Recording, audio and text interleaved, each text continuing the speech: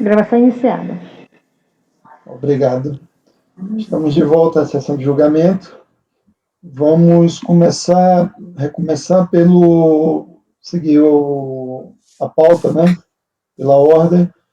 O processo Editora Del Rey Limitada, item 189, de relatoria da conselheira Thaís de Laurentiis. Com a palavra a relatora. Obrigada, presidente. Isso é mais simples, pessoal. Tá? É caso de multa por falta de declaração especial de papel imune. Tá? Nesse valor aí que vocês estão vendo. Então, é um auto de infração, anos calendário 2002 a 2007. Tá? Com fundamento na Lei 9779, medida provisória 2058. Tá? A impugnação foi julgada improcedente pela DRJ. E, então, o contribuinte recorreu ao CARF, falando sobre nulidade do lançamento, necessidade de avaliação dos princípios constitucionais e do PAF, legalidade, ofensa à imunidade e novas disposições sobre a DIF papel imune. Tá? E dessa forma, já passando ao voto, eu trouxe aqui um preâmbulo um pouquinho maior sobre a admissibilidade, porque eu achei que fosse intempestivo, mas na verdade é porque tinha o 7 de setembro no meio do caminho, tá? Então o prazo dele começou a correr depois, por causa do feriado, então é tempestivo, tá? O contribuinte falou sobre nulidade, e eu tô afastando, tá? Porque, inclusive, ele nem me explica qual seria a máquina de nulidade, é um argumento um pouco ao vento, assim, e eu não vi no auto de infração que está devidamente motivado nenhum problema, tá?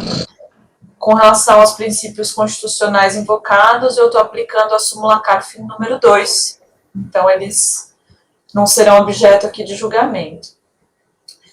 Com relação à aventada ilegalidade do ato normativo, cumpre realçar que a multa por falta ou atraso na DIF papel imune, prevista no artigo 12 da IN 71 de 2001, encontra fundamento legal no artigo 16 da Lei 9779. No mais, o assunto tratado nos autos encontra-se pacificado por este Conselho. Embora não sejam cabíveis os argumentos de defesa no sentido de afastar por completo a incidência da multa por falta de apresentação de DIF papel imune, obrigação acessória necessária ao controle da imunidade em questão, a qual em nenhum momento é vedada pelo ordenamento jurídico pátrio, porque ele argumenta isso, né? Eu sou imune, então eu não tenho obrigação de nada. Mas a gente sabe que o CTN não diz isso, né? Incide em caso a retroatividade benigna, eis o teor da súmula CARF número 151 sobre o tema, que diz que aplica-se retroativamente o inciso 2 do parágrafo 4º do artigo 1º da Lei 11.945 de 2009, referente à multa por falta ou atraso da apresentação da DIF papel imune, devendo ser combinada em valor único por declaração não apresentada no prazo trimestral, e não mais por mês calendário, conforme estabelecimento anteriormente estabelecido na MP 2158. Tá? Então, assim, eu estou aplicando a retroatividade benigna nos termos do artigo 106 do CTN para refazer o cálculo da fiscalização de folhas 21 a 53. Tá? Então, o dispositivo ficou assim. Por tudo quanto exposto, voto no sentido de dar provimento parcial ao recurso voluntário para reduzir a multa por falta de entrega da DIF papel imune, em virtude da aplicação por retroatividade benigna do inciso 2 do parágrafo 4º do artigo 1º da Lei 11.945, sendo somente cabível uma multa em valor único por declaração não apresentada no prazo trimestral. É como voto, presidente. Ok. Alguma consideração? Não? Não. Como vota a conselheira Silvia Renato? Com a relatora. Conselheira Maísa. Acompanho. E Marcos Roberto, como vota? Também acompanho. Conselheira Cíntia Helena, como vota? Acompanho. Conselheiro Paulo Regis, como vota? Eu acompanho esses processos de multa por DIF imune. Eu julguei lá em 2008 na DRJ e na época não tinha esse dispositivo, né? O que se discutia era justamente essa questão de acumular o valor da multa, né? depois restou superada, porque realmente geravam multas, como é esse caso aí, né, milionárias. Mas, enfim, veio dispositivo novo aí e eu acompanho a relatora. Ok. Conselheira Renata Benin, como voto? Acompanha a relatora. E eu também acompanho a relatora. Então, acós os membros colegiados, por unanimidade de votos, em dar parcial provimento a recurso voluntário para reduzir a multa por falta de entrega da DIV papel imune em virtude da aplicação da retroatividade benigna. Ok, obrigado, Maísa. Acho que tá bom, né? Vamos agora para o próximo item da pauta. Dados já foram julgados.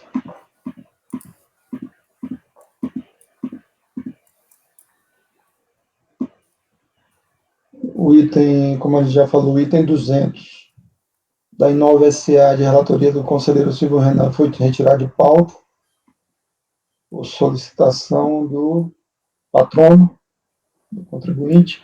Vamos agora para o item 201 da pauta, do 201 ao 208. 208. Montenegro, Indústria, Comércio e Transporte de Madeira Limitada, de relatoria do conselheiro Silvio Renan. A palavra ao conselheiro Silvio Renan. Colegas, a princípio eu vou trazer para o colegiado uma proposta de resolução, tá? Que ela seria aplicável para todos os processos. Eu até trago uma planilha em Excel. Acho que eu não coloquei na pasta, depois eu coloco. As diferenças entre os processos, elas são mínimas mesmo. É um ou outro insumo, a forma de ciência do contribuinte, mas assim, nada que vá diferenciar a apreciação dos processos. Por isso que eu vou utilizar o final 2010-71, tá? Vou utilizar esse como paradigma para os demais, né? Como o único a ser apreciado. Aqui a gente tem o crédito presumido de IPI, né? Só que aqui nós vamos tratar do método alternativo. Eu não lembro se os colegas vão se recordar, a gente já julgou algumas vezes essa questão do método alternativo, que é o estabelecido na Lei 10.276 de 2001. Como é uma proposta de diligência, se os colegas me permitirem, eu vou tentar apenas resumir, e aí caso essa proposta não seja corroborada pelo colegiado, a gente pode apreciar com mais calma, tá? E um único ponto, antes de adentrar propriamente nos tópicos do processo, é só relembrar que pelo método alternativo da Lei 10.276 de 2001, lá encontra-se expressamente prevista a possibilidade do desconto de crédito de energia elétrica e combustíveis. Então, é um pouco diferente dos créditos que nós normalmente costumamos apreciar, né, em que combustíveis e energia elétrica, via de regra, não são aceitos. Nesses créditos, pelo método alternativo, lá é previsão legal expressa do artigo 1º, parágrafo 1º, que diz que será tomado crédito de aquisição de insumos, matéria-prima, produtos intermediários, materiais de belagem, bem assim de energia elétrica e combustíveis adquiridos no mercado interno e utilizados no processo produtivo. Então, é só esse parênteses para que a gente evite uma confusão com os créditos que nós apreciamos, né, os básicos e o da 9363. Então, colegiado, tentando resumir, os tópicos do litígio aqui são bem delimitados. O primeiro ponto é a aquisição de insumos, né? Quais os insumos? Eu trago já no início, aí no segundo parágrafo do relatório, dois grupos de insumos que são bem delimitados. São destinados à manutenção do maquinário produtivo, tá? Então, são mancais, rolamentos, molas, engrenagens e outros utilizados na manutenção de equipamentos da empresa. E o outro grupo também utilizados créditos como insumos, né, como produto intermediário, sequestrantes de oxigênio, dispersantes, neutralizadores de CO2 e humogran. Então, o primeiro ponto de litígio são esses bens. O segundo ponto, e aí trago no próximo parágrafo do relatório, é relativo a créditos de combustível, do óleo diesel. O que acontece nesse tópico? O auditor fiscal, ele realizou a glosa por entender que não havia como fazer a discriminação, a diferenciação entre o óleo diesel utilizado efetivamente na produção da madeira, né, o contribuinte que faz o beneficiamento da madeira, ou o óleo diesel que seria utilizado no transporte para a exportação ou no transporte para o pátio industrial dessa madeira. Então, o auditor fiscal solicitou ao contribuinte que fosse realizada essa discriminação, o contribuinte não fez, o auditor fiscal realizou a glosa integral desses créditos. É só um destaque que o auditor fiscal aceitou os créditos de energia elétrica e GLP, só foram glosados óleo diesel. O terceiro e último tópico do litígio é relativo a aquisições realizadas por este contribuinte em que teria ocorrido a suspensão das contribuições. Lembrando que esse crédito presumido ele é dado aos produtores exportadores, né, como ressarcimento às contribuições incidentes, PIS e COFINS. Então, nesse terceiro item, o auditor traz para o contribuinte o seguinte: olha, eu estou verificando que você não tem direito à suspensão dessas contribuições, você não tem um ato declaratório executivo, enfim, ele faz toda uma apreciação. Só que como não houve o pagamento, eu não vou reconhecer aqui o seu direito ao crédito.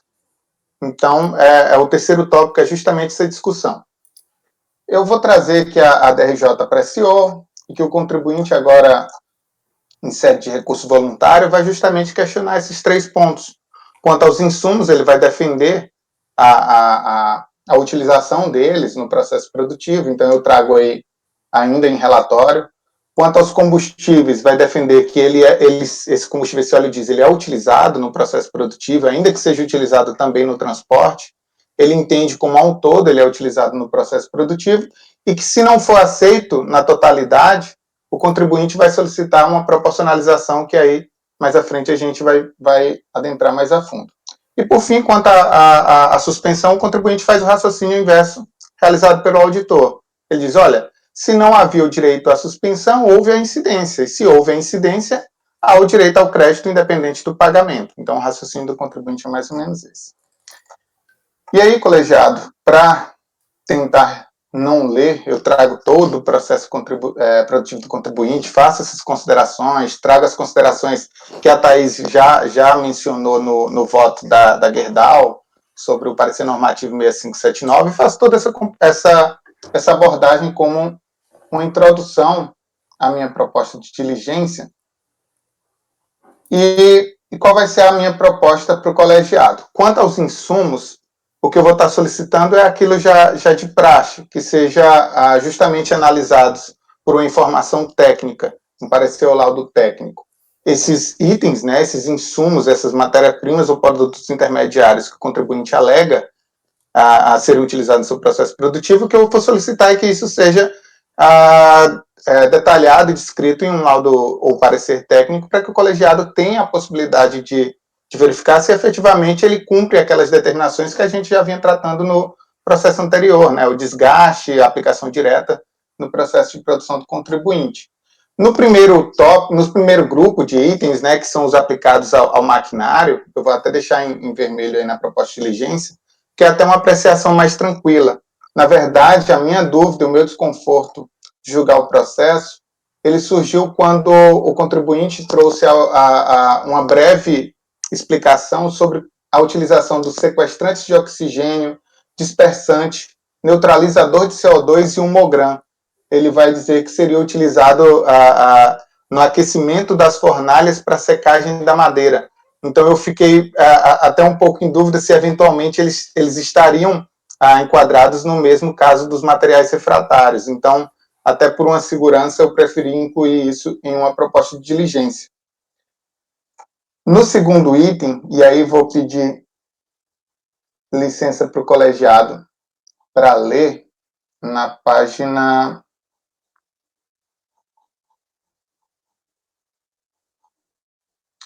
6, que eu acho que esse é o ponto, eu acho que talvez principal, que me convenceu bastante pela questão da diligência. Eu trago página 7, tá, pessoal? Está em negrito o item 2, glosa de combustíveis. Em relação às glosas de combustíveis, como exposto em relatório, o auditor fiscal, apesar de aceitar crédito de energia elétrica e GLP, glosou as aquisições de óleo diesel, posto que identificou, de acordo com o processo produtivo da recorrente, que o combustível era, em sua maior parte, utilizado nas atividades de transporte de insumos e para exportação, não sendo utilizado no processo de produção da madeira. Diante desse cenário, intimou a recorrente a discriminar o óleo diesel utilizado no transporte ou efetivamente utilizado no processo industrial, não obtendo resposta satisfatória. Somente em sede de manifestação de inconformidade foi juntada aos autos planilha de controle de abastecimento, mas que também não foi aceita por não ser lastreada em lançamentos contábeis ou provas que afirmassem a sua veracidade. Em recurso de segunda instância, a recorrente persiste em defender que todo combustível utilizado gera direito ao crédito presumido, pois o óleo diesel utilizado no transporte de madeira também está inserido em seu processo produtivo. Subsidiariamente, junta nova planilha de controle de abastecimento, destacando ainda, eu acho que esse é o ponto principal, a possibilidade de proporcionalização do combustível utilizado no processo industrial de acordo com o artigo 6º, parágrafo 1º da IN 420 de 2004. Essa instrução normativa da Receita Federal é justamente a que vai tratar especificamente desses créditos presumidos apurados no método alternativo da Lei 10.276. E o que esse artigo 6º, parágrafo 1º dessa IN traz? Que diz que no caso de impossibilidade da determinação dos custos referidos no inciso 2, e lá estão excluídos combustíveis, deverá ser aplicado às despesas com energia elétrica e combustíveis o percentual obtido pela relação entre o custo de produção e o somatório dos custos e despesas operacionais do estabelecimento industrial. Ainda que essa previsão não conste expressamente da legislação, foi uma previsão da instrução normativa e que, no meu entendimento, merecia ser melhor apreciado pela autoridade de origem. Quanto ao tópico 3, por ser a questão da suspensão puramente uma matéria de direito, eu não vou trazer nada sobre ela em minha proposta. E, tendo explicado de modo geral o processo, eu passo aos tópicos da diligência, tá? Ao final da página 9, digo que, pelo exposto, voto por converter o julgamento em diligência para que a unidade de origem intima a recorrente a apresentar laudo ou parecer técnico que detalhe especificamente a utilização dos insumos glosados constantes no item 2.2.1 do relatório de fiscalização, sequestrantes de oxigênio, dispersantes, neutralizadores de CO2, 1 mg, mancais, rolamentos, molas, engrenagens e outros utilizados na manutenção de equipamentos da empresa, destacando o seu funcionamento e se são integrados ao produto final ou sofrem alterações, tais como desgaste, dano ou perda de propriedades físicas ou químicas em função de ação diretamente exercida sobre o produto em fabricação ou vice-versa. Item B. Intima a recorrente para apresentar documentação comprobatória, inclusive contábil, que discrimine o combustível utilizado no transporte de madeira de aquisição e venda, utilizado no processo de produção. B.1. Na impossibilidade de determinação desses custos exatos, proceder à proporcionalização de acordo com a relação entre custo de produção e o somatório dos custos e despesas operacionais do estabelecimento industrial, nos termos do artigo 6º, parágrafos 1º e 2º da IN 420. E aí o restante é o de praxe já, de posse desses documentos, elaborar relatório de diligência, falando sobre os insumos, sobre o parecer técnico, verificando os critérios que a gente já conhece, inclusive sobre os combustíveis e essa proporcionalização, por fim da ciência do relatório produzido ao contribuinte, dado prazo para manifestação e o processo retornar para julgamento. É a minha proposta, presidente. Ok, a proposta de diligência do conselheiro Renan, para todos esses itens da Montenegro. Algum questionamento? Bom, Renan, só aqui nessa parte do combustível, eu estou entendendo que você está querendo diferenciar o que é produção e não produção, não é isso? Até para questão. Aí, o que diz, eu não sei se ficou tão claro na redação aqui, que discrimine, porque eu não sei se o termo discrimine fica claro, eu não sei, assim, eu estou levantando mesmo se isso daí, às vezes, se para fiscalização vai gerar uma dúvida, porque eu tenho percebido que nas diligências eles têm reproduzido só esse finalzinho, só o que a gente coloca aqui no final, e não indica tudo aquela explicação que você colocou ali em cima, do porquê que você está pedindo. Então, às vezes, não sei, mais uma sugestão, assim, considerando para você tentar deixar isso um pouco mais claro, do porquê que você está pedindo aqui, que discrimine ou diferencie somente o que é utilizado na produção, que o combustível utilizado no transporte, porque eu não sei, eu realmente não sei como que poderia ficar mais claro, né? Bom, eu não sei se o seu desconforto está que eu diferenciei o transporte de processo de produção. Se você quiser, eu posso colocar como processo industrial, e trocar o discrimínio por diferenciar o combustível utilizado no transporte de madeira do utilizado no processo industrial, porque... Segregar, será? Segregar? Será que é a palavra segregar? Para mim tá tudo muito Pra mim tá parecido, igual. né? Pra mim, Não, tá claro para todo mundo, gente, pode ser coisa da minha cabeça, porque na hora que eu li aqui só esse, eu fiquei na dúvida, eu voltei lá para ler como que você tinha colocado lá em cima em relação aos combustíveis, atenção quanto ao previsto na instrução normativa. Era só para eventualmente, se tiver dúvida, se não tiver dúvida, para mim tá tudo bem, é só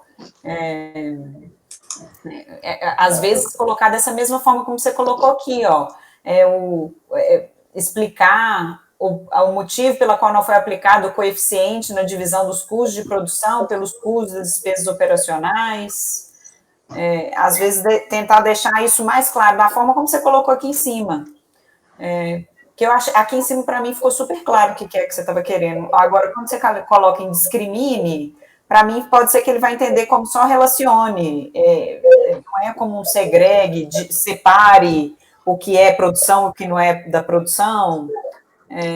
Então, não sei, pode ser, se você entender que o que eu estou te falando não tem pertinência nenhuma, você pode me falar, só porque eu acho que poderia, às vezes, ficar mais claro como você colocou aqui em cima. Só esse do combustível que me travou aqui. Eu entendi o seu ponto. É mais para que fique claro que são dois grupos em separados, né? E não pegar o total e sair dizendo a utilização. Eu acho que eu entendi. E tanto que o ponto B aqui ficou muito claro lá, a impossibilidade de determinação desses custos exatos, ou seja, aqueles que são relacionados à produção. Está muito claro para mim, só não sei se às vezes colocar aqui, questionar ou não foi aplicado o coeficiente, ou pode até deixar, se você está entendendo que dessa forma está claro para fiscalização, por mim tudo bem. Só o discrimine, que às vezes para mim não ficou muito claro o termo mesmo. Eu posso trocar para que seja para que realize a segregação do combustível utilizado no transporte de madeira, de aquisição e venda, do utilizado no processo industrial. Acho que eu posso colocar assim, mas estou aberto a sugestões do colegiado como todo. Ótimo. Acho que fica mais claro. Ok. Podemos ir para a votação? Conselheira Maísa, como vota? Renan, parabéns pela diligência aqui, porque realmente eu acho que, para mim, eu fico muito confortável quando a gente olha um processo, um voto que discrimina todos os pontos que você tem dúvida e os pontos que precisam de diligência, né, de realmente que te geraram dúvida também. Eu achei que ficou muito boa essa sua manifestação aqui, eu concordo, eu acompanho a diligência. Ok. Conselheiro Marcos, como vota? Também acompanho o relatório da diligência. Conselheira Cíntia Helena, como vota? Acompanho. Conselheiro Paulo Regis, como vota? Acompanho. E conselheira Renata Binim, como vota? Acompanho. E conselheira Thaís de Laurentiis, como vota? Acompanho o relator. Eu também acompanho a diligência. Então, resolve os membros do colegiado por unanimidade de votos. Desculpa. Resolve os membros do colegiado por unanimidade de votos converter o julgamento do recurso em diligência nos termos do voto do relator. Então, esse resultado eu estou reproduzindo para o 201 ao 208. É só para deixar claro, tá? Mais uma vez, a diferença com os outros processos é mínima, é só em questão aos insumos desse primeiro grupo, tá? Que são utilizados na manutenção do maquinário, mas, em regra, a apreciação ela segue exatamente o mesmo sentido desse primeiro processo, tá? Ok, vamos dar continuidade. O processo 209 ficou para amanhã, né? Como solicitou a patrona. Vamos para o processo no item 210 da pauta, é o ThyssenKrupp Metalúrgica Campo Limpo Limitada, de relatoria da conselheira Maísa. Então, presidente, esse caso a gente tinha convertido em diligência e a diligência não foi cumprida. Basicamente é isso. Então, tá aí a resolução para vocês. A gente já tinha convertido, E aí, então, eu vou direto lá no voto. A diligência, deixa eu lembrar aqui quando que ela foi. Foi em fevereiro de 2020, a resolução.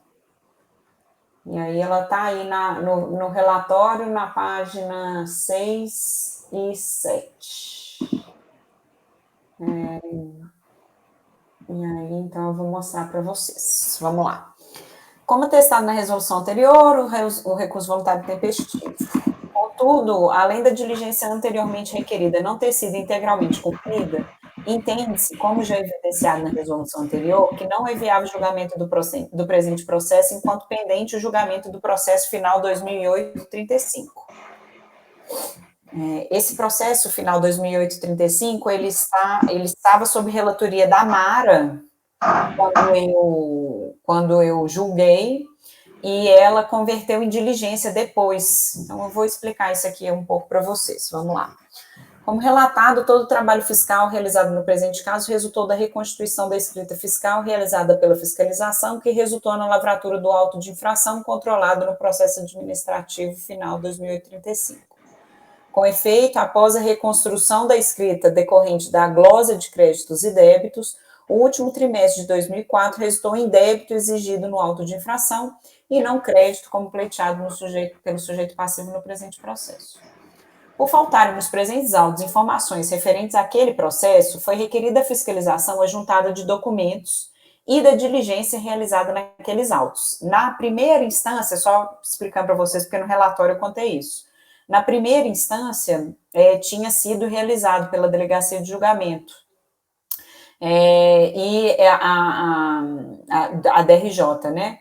E então eu queria esses documentos, os documentos que foram apresentados lá naquele processo aqui, e pedir naquela resolução anterior a juntada da decisão definitiva proferida no processo final 2008-35. Então vamos lá. Contudo, a referenda diligência referenciada na decisão recorrida não tinha sido anexada nos presentes autos. Esse fato, aliado à falta de planilha de glosas dos créditos referentes ao presente processo, justificou a conversão do processo em diligência.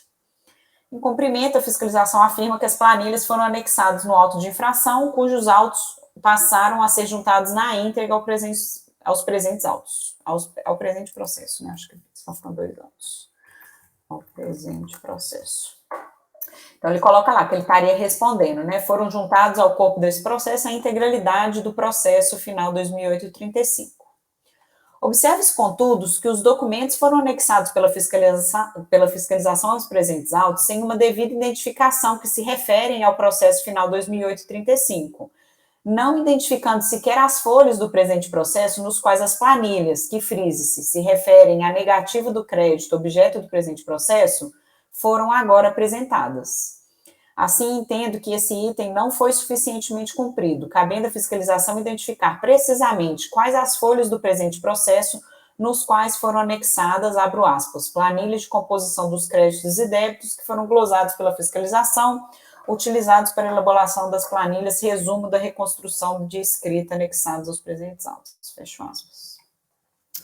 Ademais, observe-se que no recurso voluntário, a empresa anexou diversos documentos visando comprovar que a diferença incluída nos créditos extemporâneos deveu-se à inclusão do ICMS na aquisição de insumo. Aí eu coloco aqui para vocês que na resolução anterior eu também tinha colocado.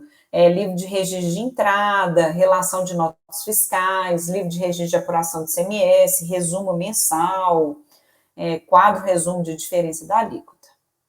Em razão desse amplo conjunto probatório anexado aos presentes autos, que foi requerida a fiscalização que, abro aspas, analise se a documentação anexada pela empresa nos presentes autos, juntamente com o recurso voluntário, é capaz de comprovar a validade do crédito extemporâneo tomado e se possui algum reflexo no crédito pleiteado no presente processo.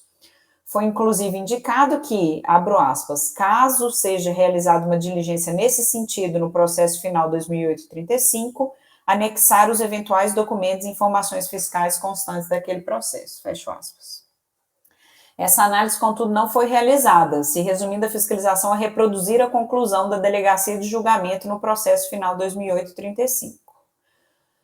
Entretanto, observe-se que nos presentes autos foram anexados documentos para afastar essa conclusão atingida no outro processo, buscando confirmar o crédito extemporâneo por ela tomado. Então, ali é só para mostrar para vocês que ele simplesmente reproduziu, olha lá, conclui que uma vez a interessada não trouxe aos autos comprovação, acrescido do crédito, presumir tratado de ICMS, enfim, a diligência ela realmente não foi cumprida, né?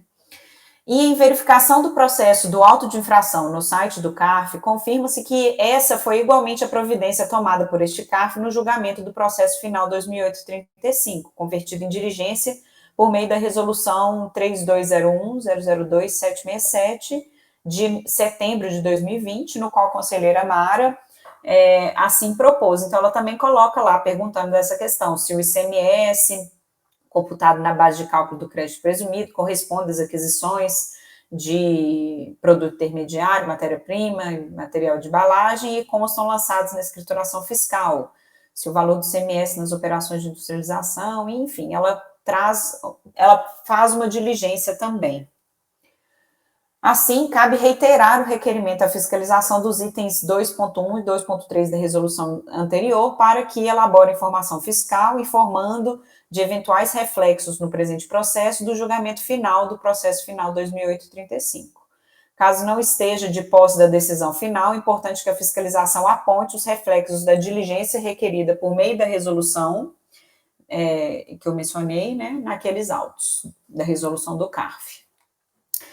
Analisando se os documentos anexados pela empresa no recurso voluntário dos presentes autos são suficientes a comprovar que a diferença incluída nos créditos extemporâneos deveu-se à inclusão do ICMS na aquisição de insumo.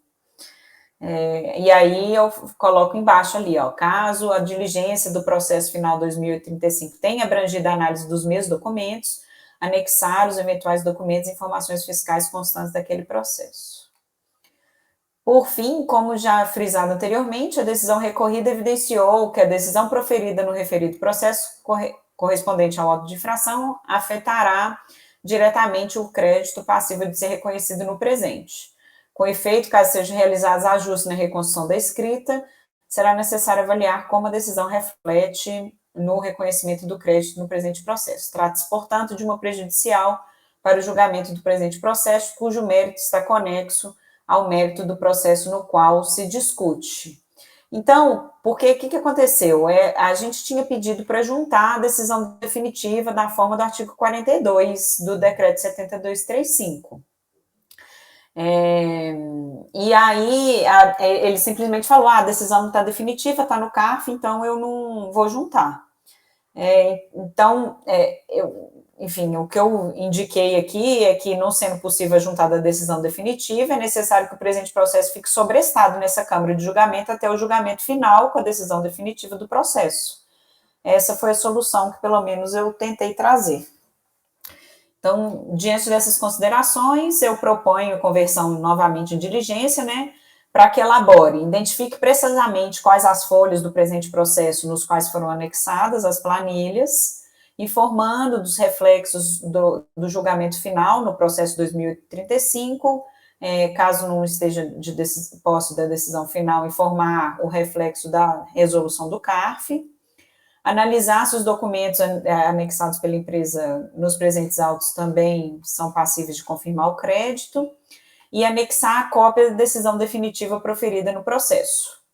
Então, eu repeti os quesitos que eu tinha pedido antes. Concluída a diligência, antes do retorno, intimar a recorrente do resultado da diligência. Aí eu coloquei esse final aqui, e aí, enfim, eu proponho isso para o colegiado, porque eu não tenho como a gente julgar enquanto aquele processo não for julgado. Com o retorno do presente processo ao CARF, não estando anexada a decisão definitiva proferida, cabe ser sobrestado o presente processo nessa Câmara de Julgamento até o julgamento final com a decisão definitiva. É como propõe a resolução, presidente. Tá ok. Alguma dúvida? Não? Então, como vota o conselheiro Silvio Renato? Com a relatora. Como vota o conselheiro Marcos Roberto? Também acompanho a relatora. Como vota a conselheira Cintia Helena? Acompanho. Como vota o conselheiro Paulo Regis? Acompanho. Como voto a conselheira Renata Bini. Acompanho. E como voto a conselheira Thaís. Com a relatora. Eu também acompanho a relatora. Resolve os membros do colegiado, por unanimidade de voto, converter o julgamento do recurso em diligência nos termos do voto da relatora. Ok. O 209, então, foi transferido para amanhã, já que a patrona solicitou. E tem outro processo da mesma empresa amanhã. E esse seria o último da pauta de hoje, né? Hoje pela manhã. Vamos julgar o da... Você acha que dá tempo, Cintia, julgar o da Yara do primeiro dia? De ontem mesmo? Tem um que é resolução, não é, Cíntia? Tá sem som. Só um minutinho. Tem um que é resolução, mas é interessante julgar junto, né? Uhum. Mas você acha que vai dar tempo vamos dizer que 25 minutos? Deixa eu puxar aqui. O da pauta é o é o 40, deixa eu ver o número da pauta aqui. 122 e o 130 e alguma coisa, que eu tenho que lembrar aqui, só um minuto. 121. O 121 é o paradigma. O paradigma, o 121. 133? 73, o outro. 133, não? 133 e 121. Tá, deixa eu ver aqui.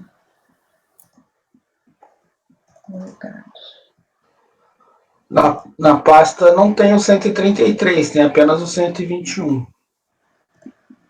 Não, peraí, deixa eu colocar lá então.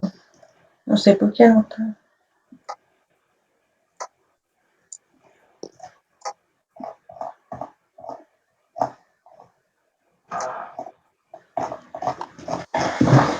Deixa eu ver o número do processo, desculpa, porque me pegou de surpresa aqui.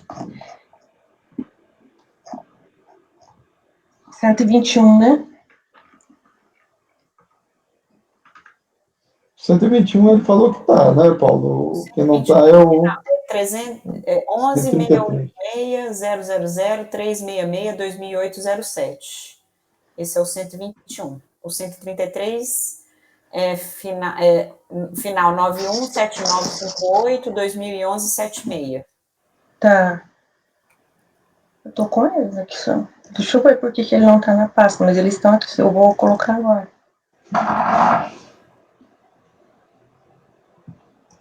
É do dia 26, né? O 121 tem aqui uma proposta de resolução, Cíntia. Isso. Tem o voto e a proposta de resolução. Isso. E o outro, eu acho que eu coloquei aqui. É que eu coloquei número 73 na pasta. Desculpa. É errado. É 133. É que ele tinha sido pautado antes. Certo. Você vai começar com qual? Pode ser a resolução. Resolução? Pode ser. Então vamos. A palavra da conselheira Cíntia é o item 121 da pauta. Yara. Eu levei um susto agora por conta desse número. Yara Brasil Fertilizantes da Serra. Tá. É o 121, item processo final 2008-07, né? Uhum. Tá.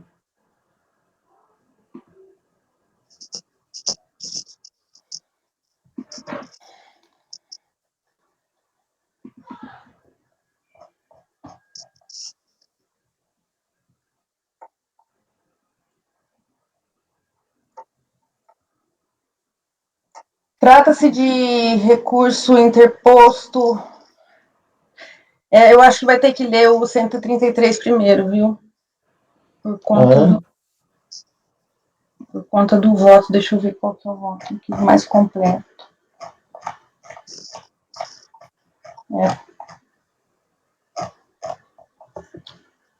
Só acho que tem que começar pelo 133, então? Deixa eu aqui. Estou tentando lidar. Correção, meu Deus do céu.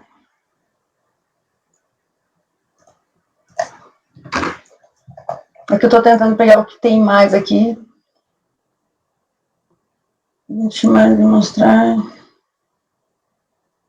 Eu acho melhor ler o que tem o voto, porque se o colegiado discordar com relação a um detalhe aqui, aí vai acabar convertendo em diligência, né? Então...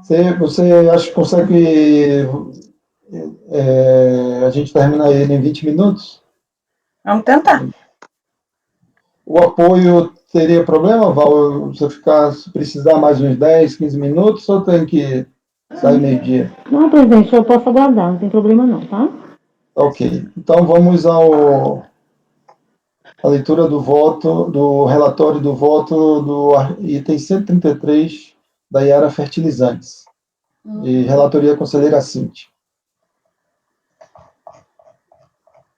Trata-se de recurso voluntário interposto contra o acórdão 10.61759, proferido pela segunda turma da DRJ de Porto Alegre, que, por unanimidade de votos, julgou improcedente a manifestação de inconformidade, não reconhecendo o direito creditório conforme ementa abaixo reproduzido. Eu vou pedir licença.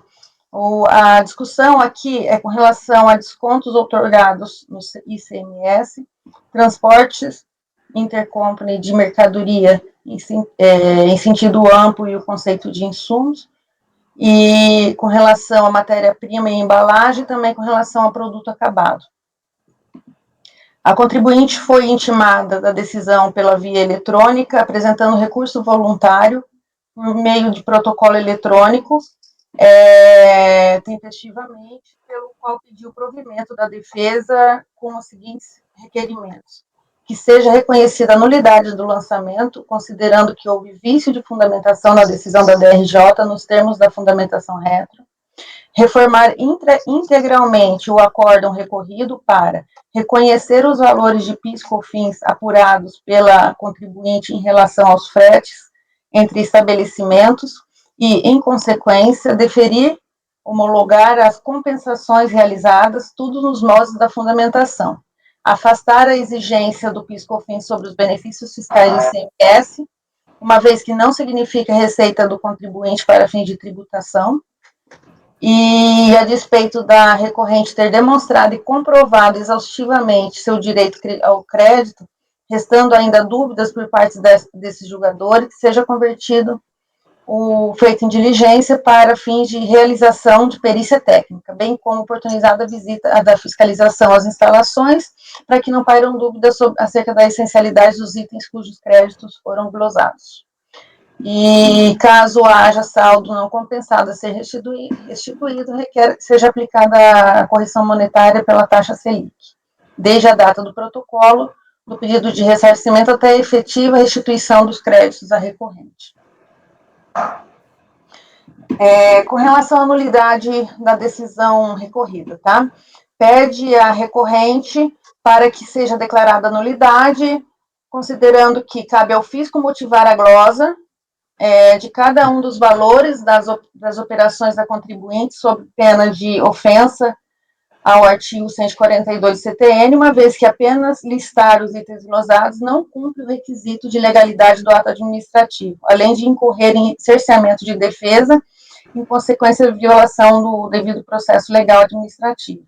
E deve ser anulado o julgamento proferido pela DRJ de origem, uma vez que o acórdão proferido pela DRJ deixou de abordar pontos essenciais, como as especificidades do produto final produzido pela empresa, violação à isonomia, caso a glosa seja mantida, e se os fretes da recorrente se referem a produtos acabados ou inacabados.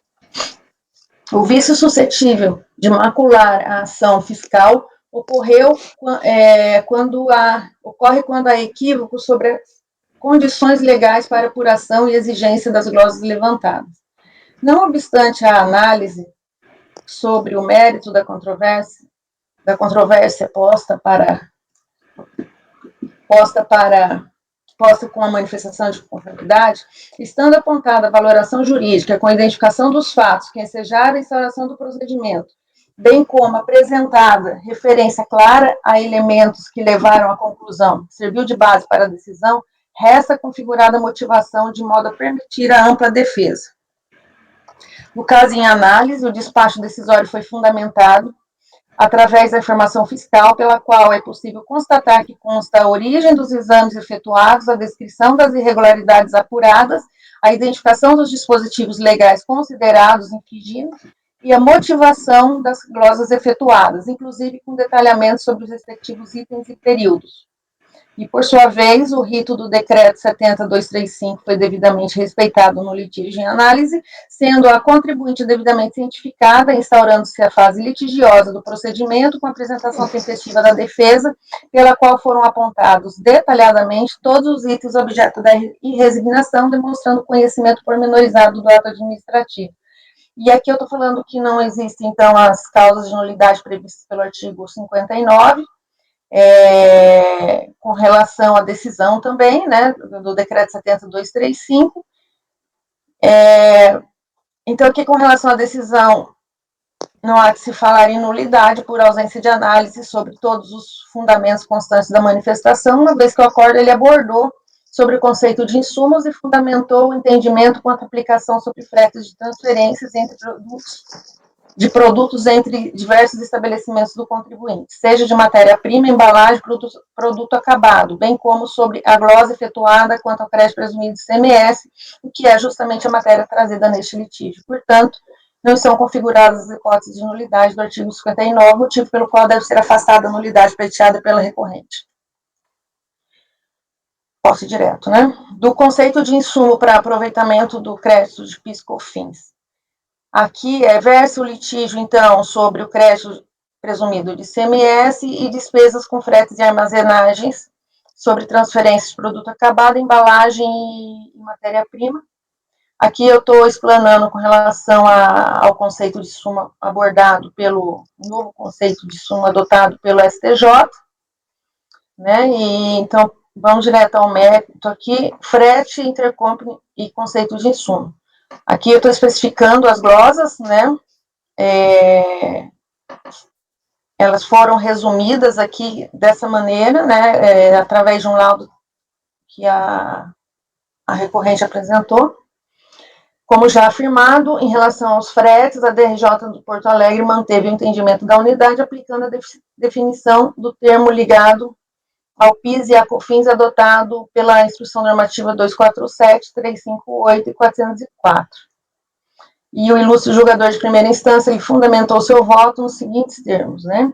Aqui eu estou passando, estou mencionando aqui que o parecer técnico da KPMG, referente aos fretes, e constando a seguinte segregação entre as transferências de insumo e transferências de produto acabado. Eu só queria colocar para o colegiado que, nesse caso específico, como trata sobre fretes, e já é uma situação, né, que já tem uma definição do colegiado, então eu passei direto ao voto, né? Se o colegiado entender que cabe aqui a resolução, fiquem à vontade de se manifestar também.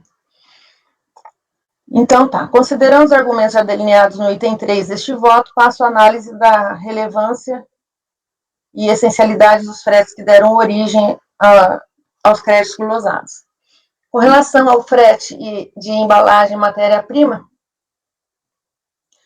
considerou o auditor fiscal que tem direito ao crédito o frete pago pelo adquirente à pessoa jurídica na compra de mercadoria, para transportar os bens adquiridos para utilização como insumo na fabricação de produtos destinados à venda. Contudo, o conceito de frete não pode ser estendido e abarcar todo e qualquer frete que gera despesa necessária para a atividade da empresa.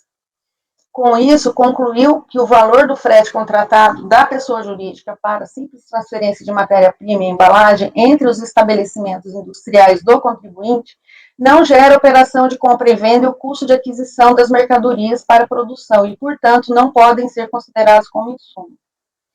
Na sistemática de apuração da não cumulativa do PIS, os gastos com os fretes por prestação de serviço de transporte de insumo, incluindo os produtos inacabados, entre estabelecimentos industriais do próprio contribuinte, propiciam a dedução do crédito como insumo de produção de bens destinados à venda, nos termos do artigo 3º 2 da Lei 10.833. Aqui, os fretes em referência, eles são essenciais para a atividade da empresa, uma vez que estão vinculados às etapas de produção, de industrialização do produto e seu objeto social. E, com isso, eles podem ser inseridos no conceito de insumo, em razão da essencialidade do processo produtivo nos moldes definidos pelo STJ. Aqui eu discorri sobre a questão da essencialidade, né? Com relação ao voto da ministra Regina Helena Costa, e aqui também com relação ao parecer, ao nota C e 63, os itens 14 e 17, que deve ser considerada a imprescindibilidade ou a importância de determinado bem ou serviço para o desenvolvimento da atividade produtiva, adotando testes de subtração, ou seja, quando retirado do processo produtivo, implique na impossibilidade da realização ou comprometa a consecução da atividade fim da empresa. A recorrente, ela tem por atividade principal a fabricação de adubo e fertilizante, exceto organominerais. Argumenta a defesa que praticamente a totalidade da base de cálculo para apropriação dos créditos de fretes, que compõe o pagamento objeto de restituição no presente processo, é referente a custos com fretes de matéria-prima realizado durante o processo produtivo, referente a fretes inbound, fretes de entrada ou seja, relacionados ao fluxo de materiais, desde os fornecedores de matéria-prima até o recebimento na fábrica. E os fretes outbound, após o processo produtivo, quando ele inicia da fábrica, quando ele inicia o planejamento da distribuição da mercadoria até o cliente final. E aqui as transferências, elas foram especificadas na peça recursal. Aqui ele especificou cada etapa desse frete, né? Eu reproduzi, adotando o conceito de insumo para aproveitamento do crédito PIS/COFINS definido pelo STJ, conclui-se que os fretes realizados para transferência de produtos acabados entre as unidades da recorrente são serviços intrínsecos à sua atividade econômica, tratando-se, portanto, de insumo para aproveitamento de crédito da contribuição para o PIS, permitido pelo artigo 3º, inciso 2 da Lei 10.637. Nesse sentido, eu estou citando aqui o acórdão 3302.007.270, de relatoria do conselheiro Rafael Madeira, proferido no processo administrativo, no mesmo sentido, né? Estou citando aqui também o acórdão da turma da Câmara Superior 9303008058 e o 9303007283.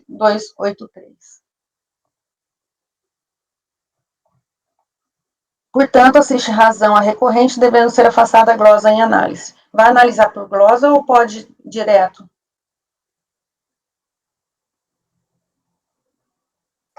Você está muito presente. É melhor ir direto, né? A gente se prefere por item. É porque vai pegando o mesmo raciocínio para ir para o. Então, pode continuar.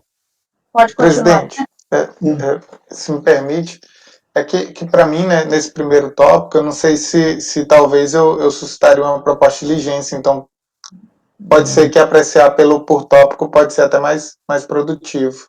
Então vamos apreciar. Se não houver opositor colegiado. Algum questionamento sobre esses itens?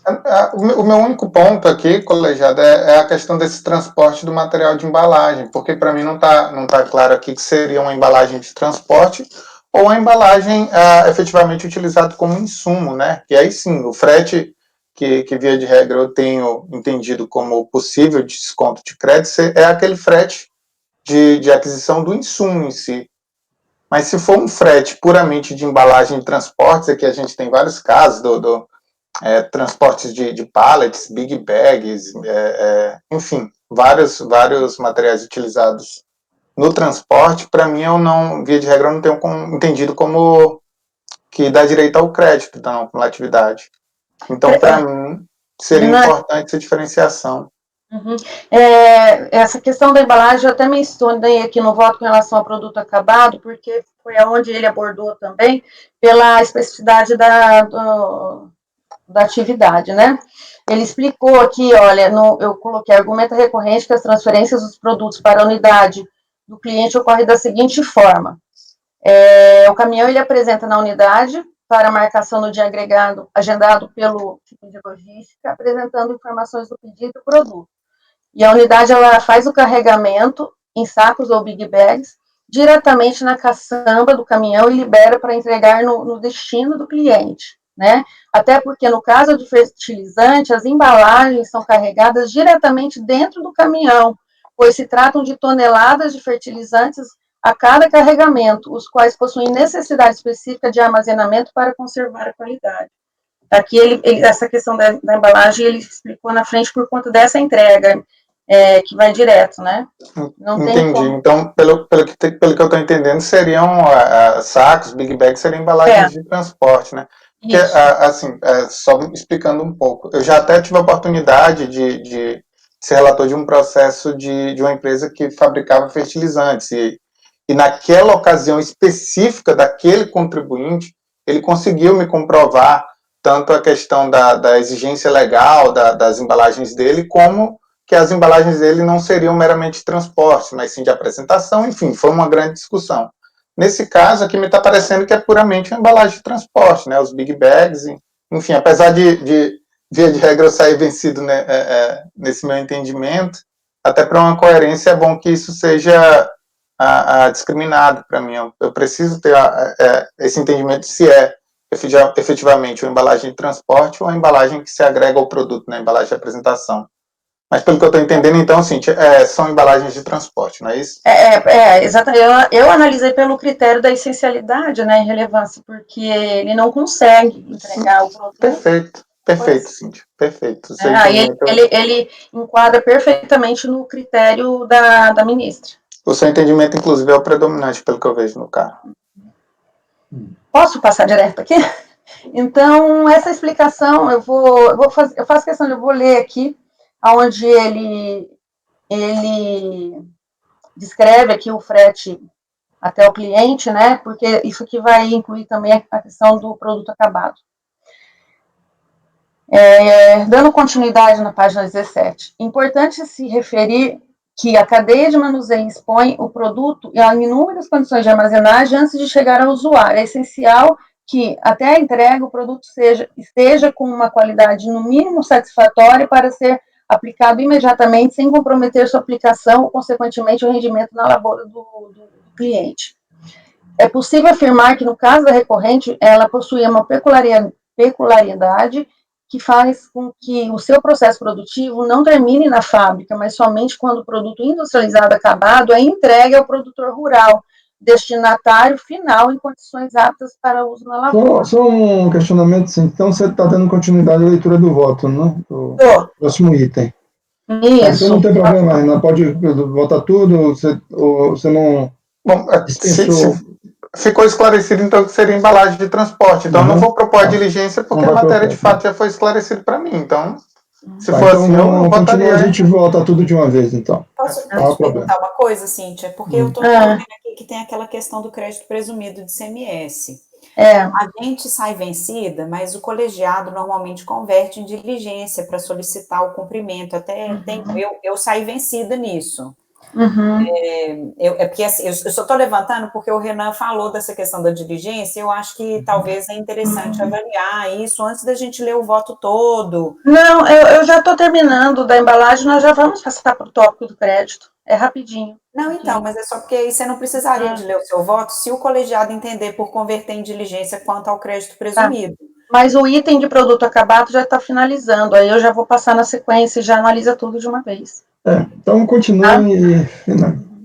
Então, aqui na sequência, na folha 18, a recorrente utiliza como matéria-prima diversos produtos químicos, basicamente, se for converter em diligência, o que você está lendo agora não vai adiantar.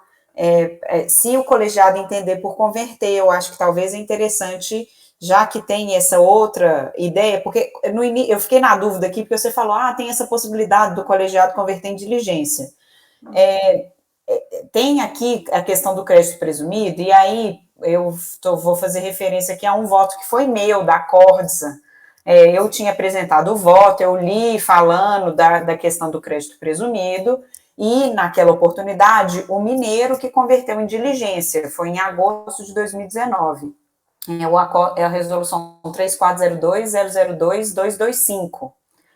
E o que foi pedido lá naquela resolução? Para verificar se os valores foram contabilizados como reserva de lucro, verificar se foram dados destinos diversos, o porquê. Mas é que você já está adentrando ao voto. Eu só queria, assim, terminar de fazer essa exposição aqui, que nós já vamos discutir esse crédito. Só terminar de ler o voto rápido, de uma maneira rápida. Eu sei que está em cima da hora, mas aí, quanto mais interromper, mais demora para terminar. Não, tudo Deixa bem. Ok. Continua a leitura, por favor, então. Tá. No entanto, como esses produtos eles são comercializados a granel ou em big bags de 50 toneladas, é natural o do processo da recorrente que apenas realize a mistura e, quando o caminhão do cliente já está no pátio aguardando, logo em seguida o carregamento é feito diretamente no caminhão do cliente. Ou seja, no processo normal da recorrente, são raros os casos em que há transferência entre estabelecimentos de produtos acabados, pois quando finalmente o produto está acabado, ele é carregado diretamente no caminhão do cliente. E em todos os demais casos, quando há transferência entre estabelecimentos da recorrente, pode afirmar com veemência que se trata de transporte de insumo, matérias-primas, NPK, ou não misturados entre si. Então, feito esse esclarecimento com relação à matéria de fato, eu estou aqui só discorrendo, porque que eu entendo, né, que verifica-se que os custos de fretes de mercadorias de produto acabado geram direito ao crédito da contribuição, uma vez que se refere a fretes em operações de venda, enquanto serviços intermediários e necessários, considerando as embalagens são carregadas diretamente dentro do caminhão e se trata de toneladas de fertilizantes, os quais possuem necessidade específica de armazenamento para conservar a qualidade do produto, conforme descrito pela recorrente. E, por sua vez, igualmente, cabe destacar que a fiscalização não contestou a forma como ocorriam os fretes para a transferência de produtos acabados apresentados pela contribuinte, sendo que a glosa de tais créditos ocorreram em razão do entendimento sobre o conceito de insumo à época vigente. E, com isso, pelas mesmas razões já destacadas no item 3 e 4.2 deste voto, entendo pela possibilidade de aproveitamento dos créditos e contribuições para o PIS sobre os serviços de fretes na operação de venda, os quais demonstram-se relevantes para a atividade da recorrente. Aqui eu estou citando que, nesse mesmo sentido, eu tenho os posicionamentos já proferidos em processos administrativos da mesma contribuinte, da Câmara Superior. Eu estou citando o voto da conselheira Vanessa Marini Seconello, 9303009485. São 3 votos aqui no mesmo sentido, e o terceiro aqui de relatoria do conselheiro Rodrigo da Costa Poços. E com relação a esse último voto mencionado, eu destaco aqui que, no caso uma observação que o conselheiro Rodrigo da Costa Poços fez no voto dele, é que, no caso dos autos, conforme afirmado pela contribuinte e não contestado pela fiscalização, está consolidado que os fretes entre estabelecimentos da empresa são de matéria-prima e uma pequena parte de produto acabado, defendendo serem ambos passíveis de crédito em consonância com o acordo relacionado com o paradigma. E, a partir da descrição da atividade na peça do apelo especial, é possível chegar à conclusão, a melhor compreensão quanto à essencialidade e pertinência do frete entre estabelecimentos, tanto da matéria-prima quanto de produtos acabados para o seu processo produtivo. Então, esse foi o entendimento dado pela Câmara Superior. Aqui também eu estou tratando sobre o posicionamento da Câmara Superior em um outro processo, de relatoria da conselheira Tatiana Midori.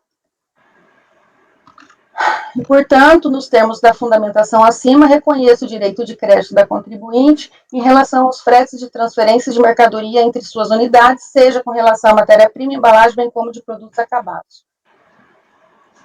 E com relação ao crédito presumido de CMS, entendeu a fiscalização que a contribuinte não ofereceu à tributação as receitas decorrentes de crédito presumido de CMS, o qual constitui, para os fins da legislação tributária federal, a subvenção corrente para custeio ou operação, devendo integrar a base de cálculo do PIS e da COFINS, visto tratar-se de receita para a qual não há expressa previsão legal de exclusão ou isenção. Argumenta recorrente que não obteve receita tributável pelo PIS e COFINS com o benefício concedido pelo Estado do Rio Grande do Sul, o qual tem por objeto a autorização de crédito 75% do ICMS destacado na nota fiscal. Com isso, não se trata de um crédito, receita ou faturamento, pois corresponde tão somente à anulação de 75% do débito relativo à saída tributada da empresa. Argumenta ainda que foi autuada pelo Estado do Rio Grande do Sul por ter deixado de realizar os investimentos que assumiria em contrapartida ao benefício otorgado e, portanto, não pode ser glosada e compelida a pagar o tributo sobre a qual quantia que, além de não haver recebido, está devolvendo para o Estado. Apresentou o termo de acordo firmado com o Estado do Rio Grande do Sul, pelo qual concede à recorrente o crédito presumido e montante integral ao que resultar da aplicação do percentual de 75% sobre o valor do imposto incidente sobre as saídas interestaduais de fertilizantes de produção própria. A fiscalização justificou a glosa por entender que o incentivo para fins da legislação tributária federal se configuram em uma subvenção para custeio ou operação, motivo pelo qual deve integrar a base de cálculo do PIS e da COFINS. Em relação ao acordo firmado entre a contribuinte e o Estado do Rio Grande do Sul, cumpre observar que trata-se de subvenção para investimento, uma vez que resulta em redução de imposto concedida como estímulo à implantação ou explanação de empreendimentos econômicos. O incentivo fiscal foi concedido pelo Estado do Rio Grande do Sul com base no artigo 32 do Regulamento CMS, aprovado pelo Decreto 37.699/97. Importante destacar a diferenciação entre a subvenção para investimento da subvenção para custeio para fins de tributação do imposto de renda, na forma delimitada pelo parecer normativo CST número 112/78, que assim conclui. Aqui eu estou mencionando esse parecer, em que fala que a subvenção para investimentos são as que apresentam as seguintes características: a intenção de subvencionar, do subvencionador destiná-la para investimento, a efetiva e específica aplicação da subvenção pelo beneficiário dos investimentos e o beneficiário da subvenção ser a pessoa jurídica titular do empreendimento econômico. Em suma, de acordo com o parecer em referência, a subvenção para custeio ou operação é uma subvenção corrente ou comum, e já a subvenção para investimento é uma subvenção especial. E, neste caso, a utilização do adjetivo corrente no artigo 44 da Lei 4.506/64 teve apenas a finalidade de destacar o caráter da normalidade própria das subvenções para custeio e operação. E o termo de acordo trazido aos autos demonstra, teoricamente, a presença dos três requisitos citados pelo parecer acima reproduzido, uma vez que tinha, por contrapartida, a realização de investimentos e incrementos na produção de fertilizantes do Estado, possibilitando a geração de empregos, configurando, portanto, o empreendimento econômico. Aqui eu estou citando que o Decreto-Lei 1598/77, ele previa as formas de subvenção, que a subvenção para investimento, inclusive mediante isenção ou redução de imposto, concedida como estímulo à implantação ou expansão de empreendimentos econômicos, e as doações feitas pelo poder público não serão computadas a determinação do lucro real e feitas em cumprimento a obrigações de garantir a exatidão do balanço. Aqui Após esse decreto aparecer, foi publicada a Lei 12.973 de 2014, com alterações trazidas pela Lei Complementar 160 de 2017. Vou ler só esse trecho que está grifado, que as subvenções para investimento, inclusive mediante isenção ou redução de imposto, concedida como estímulo à implantação ou expansão de empreendimentos econômicos, não serão computadas na determinação do lucro real, desde que seja originada em reserva de lucros, a que se refere o artigo 195-A da Lei 6404/76, o que somente poderá ser utilizado para, parágrafo 4º aqui, os incentivos e os benefícios fiscais ou financeiros fiscais relativo ao imposto de importação, ao imposto previsto no inciso 2 do caput do artigo 155 da Constituição, concedidos pelos Estados e pelo Distrito Federal, são considerados subvenções para investimento, vedada a exigência de outros requisitos ou condições para não previstos nesse artigo. E o disposto no parágrafo 4º deste artigo aplica-se, inclusive, aos processos administrativos e judiciais ainda não definitivamente julgados. E com a alteração trazida pela Lei 12.973, de 2014, o artigo 1º, parágrafo 3º, 10 da Lei 13.637, de 2002, passou a vigorar com a seguinte redação, que não integra a base de cálculo a que se refere este artigo às subvenções para investimento. Verifica-se que tanto com o artigo 38 do Decreto 1598/77, quanto com o artigo 30 da Lei 12.973, de 2014, a subvenção para investimento não será computada na determinação do lucro real. E, por sua vez, o artigo 10 da Lei Complementar 160, de 2017, assim estabeleceu. O disposto no parágrafo 4º e 5º do artigo 30 da Lei 12.973, de 2014, aplica-se, inclusive, aos incentivos e aos benefícios fiscais ou financeiros fiscais de ICMS instituídos em desacordo com o disposto na linha G. E já o artigo 3º, em referência, assim prevê. O convênio que trata o artigo 1º dessa lei complementar atenderá, no mínimo, as seguintes condicionantes, né? Que seja publicado em seus respectivos diários oficiais em relação com a identificação de todos os atos normativos relativos à isenção, ao incentivo e aos benefícios fiscais ou financeiros fiscais, e efetuar o registro e o depósito na Secretaria, no CONFAS, da documentação comprobatória correspondente às concessões e isenções. Com isso, até mesmo os benefícios fiscais ICMS concedidos unilateralmente são considerados subvenções para investimento, desde que atendidos os requisitos do artigo 30 da Lei 12.973 e que haja o registro do depósito previsto no artigo 3º da mesma lei complementar e regulamentado pelo Convênio de ICMS 190/2017, do CONFAS. Não obstante a exigência da Lei 12.973, de 2014, com alterações trazidas pela Lei Complementar 160, de 2017, permanece a discussão acerca da natureza da receita e faturamento sobre o valor proveniente do crédito presumido de ICMS. Só fazendo essa colocação, chegando talvez nesse ponto que a conselheira Maísa ia entrar, o que acontece? Eu abordei primeiro a motivação da unidade do auditor fiscal foi o fato de tratar-se de uma subvenção, né,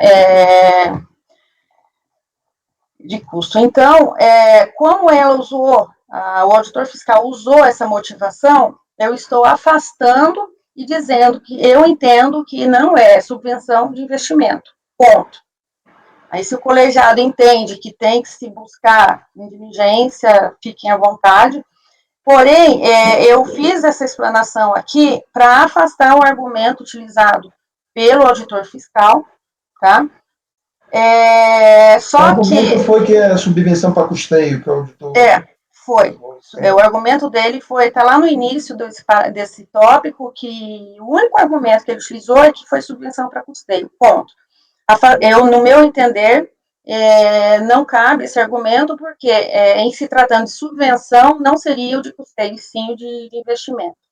Só que esse é o meu primeiro argumento. E o meu segundo argumento, que me fez decidir sem a diligência, é o que vem aqui com relação, não obstante as exigências da Lei 12.973, de 2014, Com as alterações trazidas pela Lei Complementar 160/2017, remanesce a discussão acerca da natureza de receita e faturamento sobre os valores provenientes do crédito presumido de ICMS, que é nessa discussão que eu adentrei daqui diante para entender que não há necessidade dessa diligência, né? Já me adiantando, né, a possibilidade. Eu citei aqui um voto proferido no RESP 1825503, tá?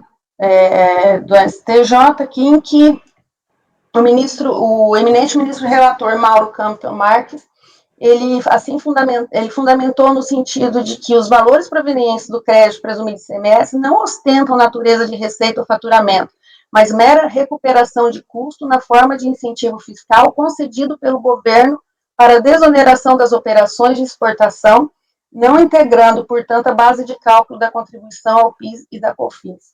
E aqui ele adentrou também no acórdão em que foi proferido o voto da ministra Regina Costa, em julgamento em base de divergência no recurso especial 1.517.492 Paraná, tá? em que ela foi decidido que são irrelevantes as alterações trazidas pelos artigos 9 e 10 da Lei Complementar 160/2017, que eu citei acima, sobre o artigo 30 da Lei 12.973/2014, ao adicionar o parágrafo 4º e 5º, que tratam de uniformizar ex lege a classificação do crédito presumido de ICMS como subvenção para investimento, com a possibilidade de dedução da base de cálculo do referido tributo, desde que cumpridas determinadas condições.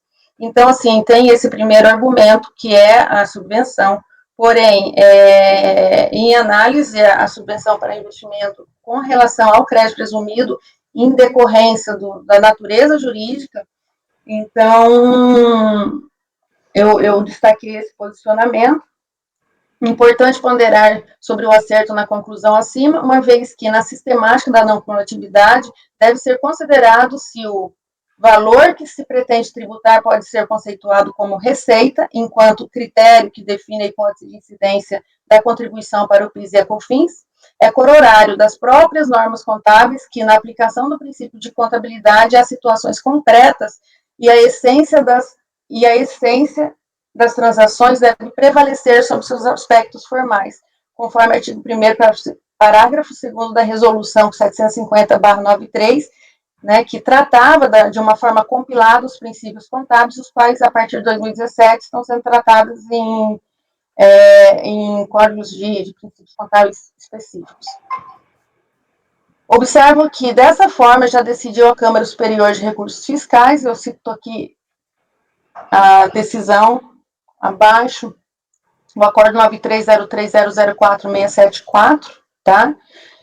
E eu destaco aqui o voto da conselheira Tatiana Midori, no qual ela menciona que, em respeito às mudanças normativas que envolveram tal evento ao longo da lei, que, mantendo respeito à primazia da essência sobre a forma e a segurança jurídica, trouxeram explicitamente que, para fins tributários, tais subvenções não seriam tributadas pelas contribuições, e se consideraram que não possuem em sua essência a natureza de receita, não devendo sofrer os efeitos tributários como tal, ainda que na forma fosse registrada como receita. E no mesmo sentido está a discussão perante o STF, através do recurso extraordinário 835.818, de relatoria do ministro Marco Aurélio, julgado em sede de repercussão geral, conforme tema 843, em que fixou a seguinte tese, né? Possui repercussão a controvérsia acerca da constitucionalidade da inclusão de créditos presumidos de ICMS nas bases de cálculos do PIS e da COFINS. No caso, sob repercussão geral, a União interpôs o recurso, né, e ao negar provimento à remessa oficial da apelação, decidindo que não configuram os créditos presumidos de ICMS concedidos pelos estados e Distrito Federal, receita ou faturamento das empresas beneficiadas a atrair a incidência da contribuição ao PIS e da COFINS, uma vez tratar-se de renúncia fiscal da unidade federativa concedente, não se constitui confundindo com o fato gerador das contribuições do PIS e da COFINS. Aqui eu cito um outro acórdão, é da Câmara Superior, 9303009485, e estou destacando aqui a fundamentação da conselheira Vanessa Marina Seconello, tá? Por conta do adiantado da hora, eu ia até ler essa parte que está destacada aqui, mas, resumindo, eu peço para ir só na folha 32. No caso em análise, portanto, os créditos presumidos de ICMS concedido pelo Estado do Rio Grande do Sul, esse acórdão foi proferido em um processo da mesma recorrente. Não constitui receita bruta em virtude de não se constituir em elemento novo e positivo, mas apenas uma redução do valor de ICMS a pagar decorrente do princípio da não cumulatividade deste imposto estadual. Assim, inequivocadamente, afastada hipótese de incidência das contribuições para o PIS e para a COFINS, a sistemática não cumulativa. Portanto, da mesma forma, como acima fundamentado no presente julgado, em processo da mesma contribuinte, esse Tribunal Administrativo igualmente reconheceu que o incentivo fiscal concedido pelo Estado do Rio Grande do Sul, da forma de crédito presumido de ICMS, não pode ser considerado como faturamento, pois não se constitui em receita da empresa, e com isso não pode integrar a base de cálculo da contribuição para o PIS da COFINS não cumulativa. E por tais razões deve ser dado provimento ao recurso para afastar a tributação sobre os incentivos fiscais de ICMS. E, por fim, com relação à correção monetária, eu estou aplicando a súmula CARF número 125, que no caso de ressarcimento de PIS e COFINS não cumulativa, não incide a correção monetária aos juros, nos termos dos artigos 13, 15, 6 da Lei 10.833. Portanto, afasto o pedido da recorrente com relação à incidência da correção monetária. Então, ante o exposto, conheço e dou parcial provimento ao recurso para o fim de reconhecer o direito de apurar o crédito de PIS sobre as despesas de fretes incorridas com as transferências de matérias-primas, embalagens e produtos acabados entre seus estabelecimentos, devidamente comprovados mediante documentação fiscal, cabendo à unidade de origem apurar os créditos e homologar o respectivo pé de compra, objeto deste litígio até o limite constatado, e afastar a exigência das contribuições para o PIS sobre o crédito presumido de ICMS, cabendo à unidade de origem efetuar os ajustes necessários e homologar o pé de compra, objeto deste litígio, até o limite constatado. É como voto. Eu quis ir até o final aqui, por conta, assim, porque a princípio eu tinha pensado realmente em converter o julgamento em diligência por conta do argumento do subsídio, mas o meu argumento vai mais além. Eu adentrei na questão da natureza jurídica mesmo, e conforme fundamentado, então eu decidi dessa forma. Cíntia, com relação a essa questão, você mesmo escreveu aqui, com isso até mesmo os benefícios de ICMS concedidos unilateralmente, sem convênio, são considerados subvenções para investimento, desde que atendidos os requisitos do artigo 30 da Lei 12.973, de 2014, que haja registro e depósito previsto no artigo 3º da mesma lei complementar, regulamentado pelo convênio 190, 15 de dezembro de 2017. Ou seja, eu entendo que, apesar de ter sido superado aquela questão da sincronia, né, entre o investimento e o valor repassado, essa questão foi superada, ainda há algumas exigências para você considerar esses benefícios fiscais de ICMS como subvenção para investimento, que seria o caso de ser registrado como reserva de lucros, né, e esse depósito, esse registro e depósito desses documentos aqui, certo? Caso não haja essa comprovação, eu entendo que é subvenção para custeio. Autos, você verificou se há essa comprovação ou não houve? Não. Que é a questão que a Maísa estava falando, né, Maísa, da necessidade da diligência por causa disso. Então, que aí vai a interpretação. Pedro, eu não ia suscitar diligência porque da última vez tinha um auto de infração que eu estava analisando, era auto, não era despacho decisório. Eu até saí vencida. Eu estava trazendo isso até para tentar colaborar para o debate, para o colegiado, porque inicialmente, no caso lá que eu tinha analisado, já tinham os requisitos do artigo 30, eu já tinha entendido que eles já tinham sido cumpridos. Aí, por isso que eu levantei essa questão, porque quando eu já vi que tinha essa questão do crédito presumido, era só para evitar o retrabalho, mas eventualmente eu nem sei se aqui, como a Cíntia falou que não verificou nada do artigo 30, eu não sei até que ponto que se valeria a pena eventualmente realmente avaliar uma diligência nesse sentido.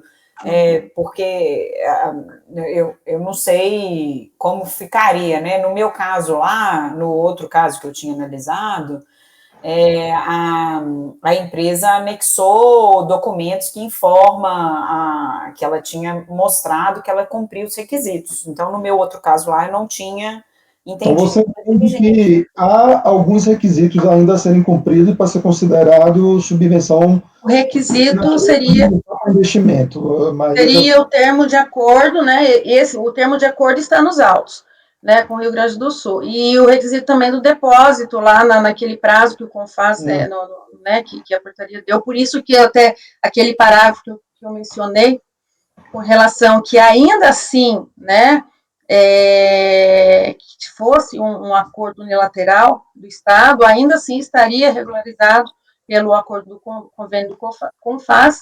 Aí, se for para baixar a diligência, seria para verificar se houve esse depósito, se o Estado cumpriu com esse requisito.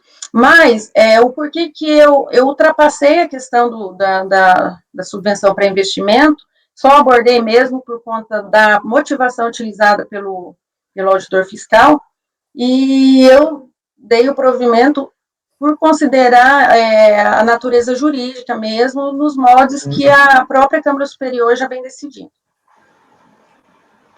A conselheira Thaís primeiro, Paulo, que ela levantou primeiro a mão.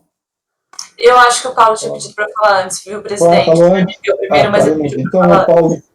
Eu não sei se eu talvez não tenha entendido certo, mas pelo que eu entendi das decisões judiciais, e no final a Cíntia traz até a decisão da Câmara Superior, no caso da própria recorrente, né?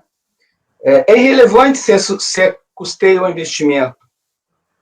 Enfim, a diligência fica prescindível em face dessas decisões que parecem estão sedimentadas. Tem até um tema no STF. Então, eu entendo que é desnecessária a diligência, porque seja investimento, seja custeio, o entendimento é de que tem que ser excluído da base de cálculo do PIS da COFINS. Eu discordo disso. Acho que subvenção para custeio não há decisão favorável. Colaborando, Pedro, eu entendo o seu posicionamento, eu conheço o seu posicionamento sobre o tema, é que existem alguns casos, e eu acho que os casos da Iara se incluem nesses casos, que o contribuinte nem tenta fazer essa argumentação, ele nem fala que é para investimento e tenta cumprir os requisitos.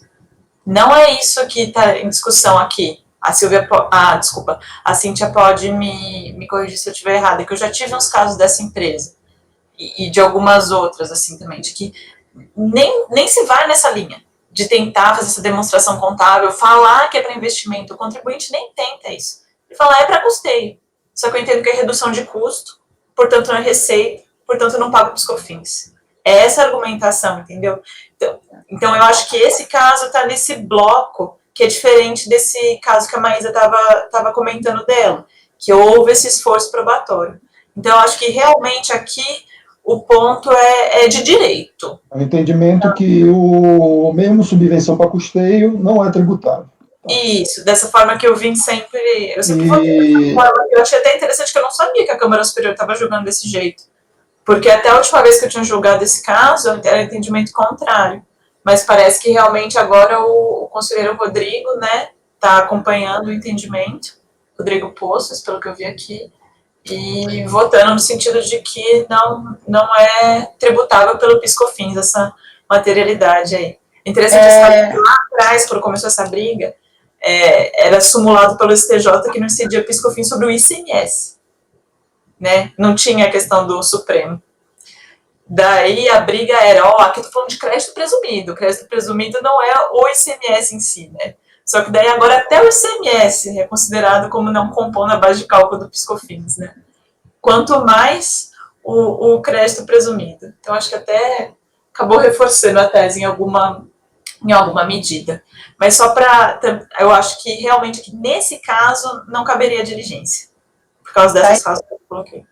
Só esclarecendo, inclusive, que essas decisões que eu trouxe são decisões recentes e após a alteração da Lei Complementar 160, tem decisão aqui de 2019, né? Porque a lei é de 2017, essa alteração. Então, a Câmara Superior manteve o entendimento. Eu só fiz essa fundamentação com relação a não ser subvenção de custeio e sim de investimento, porque foi o argumento do auditor fiscal e foi o argumento mantido pela DRJ. Só que o argumento de defesa é o fato com relação à natureza jurídica. Então, eu abordei por esses dois lados. Não seria, se fosse a título de subvenção, não seria de custeio, e sim de investimento. Mas, além disso, não compõe a base de cálculo, ponto, é a natureza jurídica. Por isso que eu iniciei por aquela explanação para afastar o argumento da DRJ. Se eu não tiver equivocado, se eu não estiver entendendo errado, para mim não é nesse caso que é dispensado. Em qualquer caso, para mim a decisão judicial ficou bem clara que independe se é de custeio ou investimento, o ICMS, o crédito presumido do ICMS não pode incidir a base de cálculo do PIS/COFINS. E são decisões... Só para concluir, e são decisões recentes, né? Então, eu não sei se aquele caso que a Maísa tratou levou em consideração essas decisões ou não. Posso estar equivocado, mas a minha impressão é essa. Desculpa, presidente, não sabia que você Vou fazer uma colocação aqui.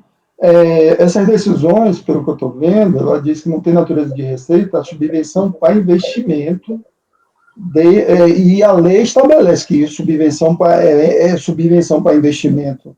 Esses créditos de ICMS são subvenção para investimento, desde que se cumpra alguns requisitos, certo?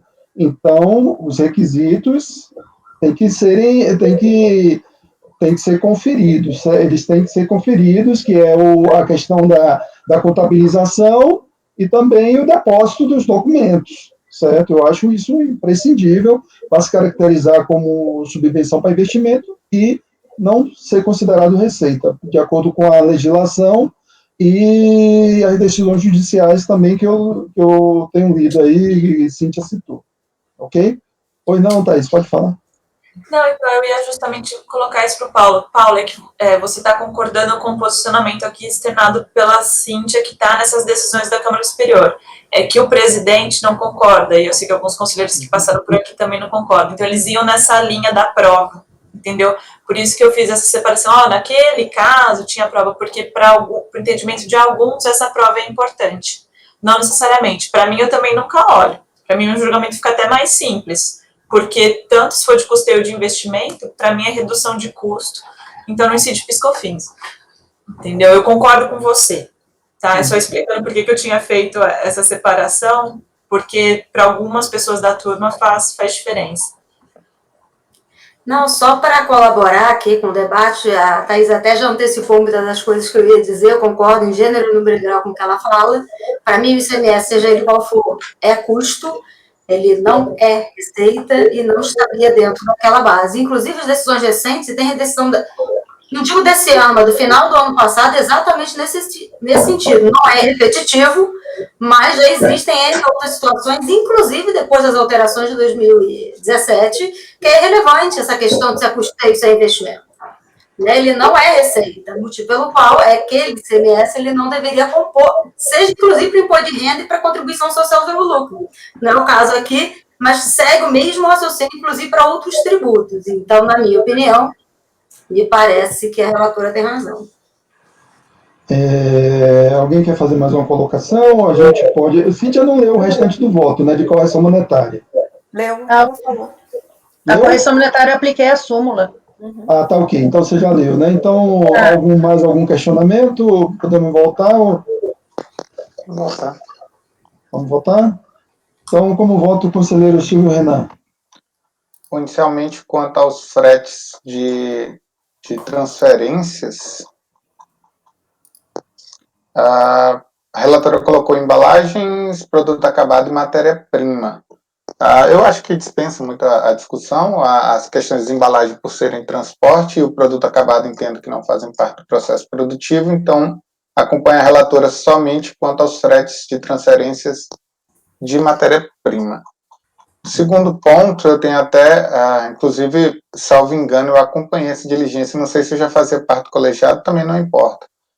O fato é que aqui, para mim, na leitura do voto da relatora, ao menos nesse caso específico, eu me restei convencido, tá, por acompanhar a relatora nesse ponto.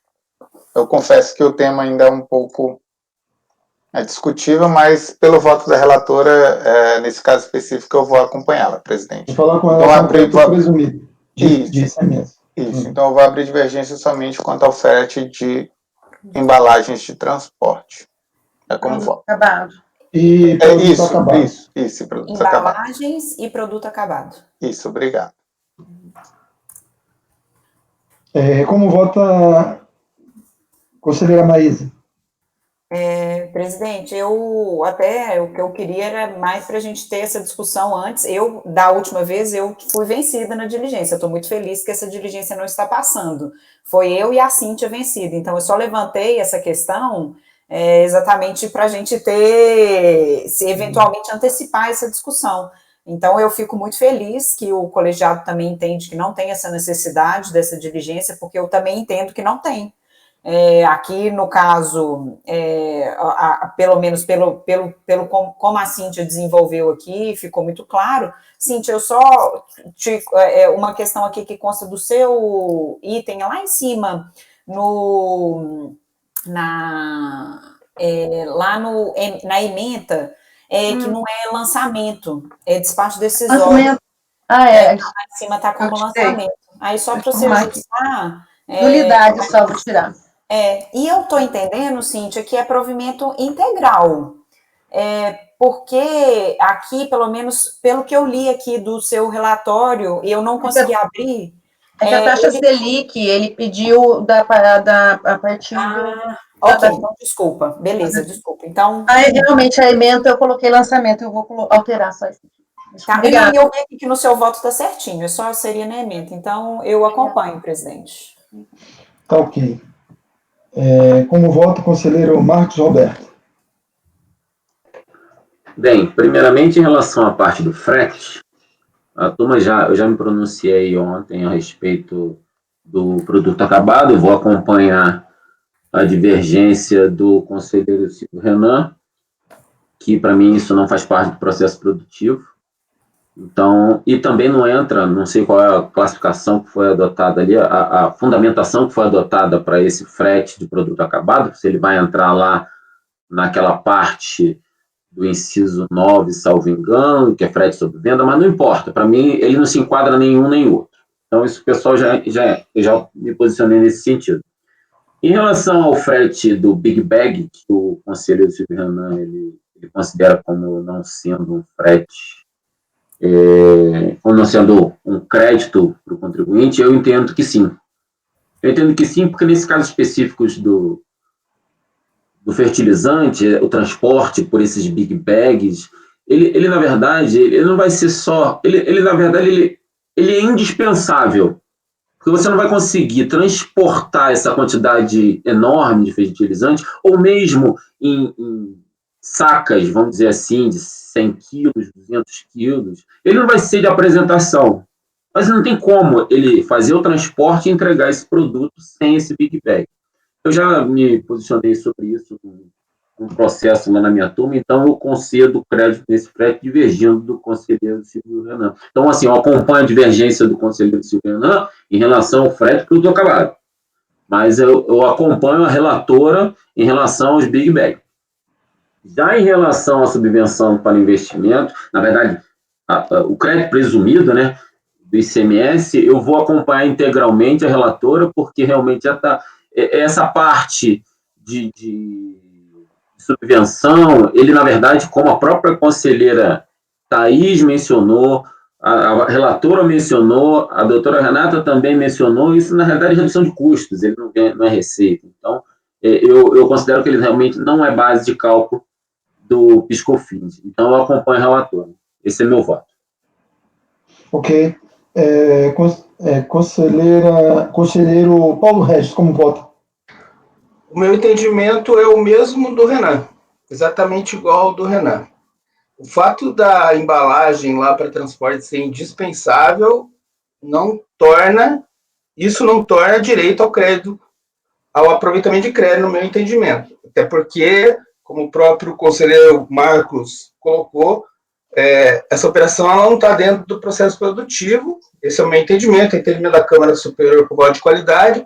Por isso, não é relevante analisar a essencialidade desse quesito aí. Por isso, eu acompanho a divergência do conselheiro Renan.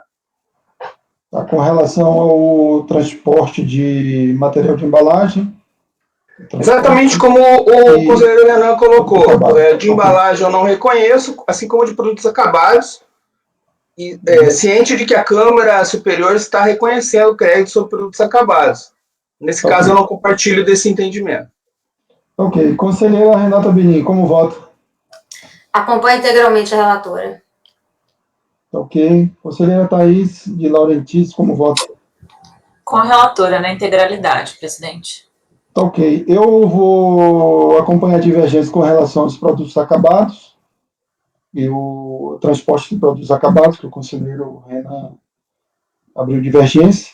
E vou abrir divergência também com relação ao crédito presumido de ICMS, que eu entendo que, se não foi cumprido aqueles requisitos, nos autos não está comprovado o cumprimento daqueles requisitos, ele é subvenção para custeio e, para mim, é receita tributável para o PIS e COFINS.